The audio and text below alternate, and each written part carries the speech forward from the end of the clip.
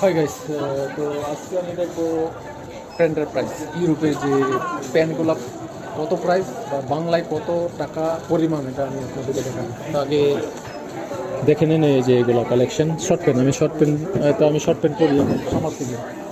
Price I check Now it's 24.90. It's not 50.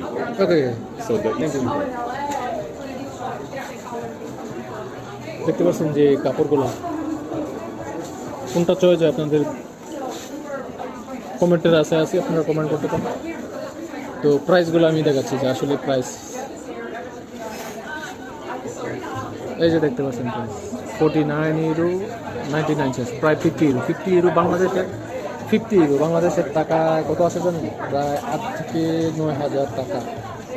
50 euro একটা pen যদি 9,000 টাকা হয় কীভাবে সম্ভব? যদিও আমরা পড়ি, কিন্তু এত টাকা দিয়ে তো এগুলা কিনা প্রায় আমাদের জন্য সম্ভব হলেও অসম্ভব।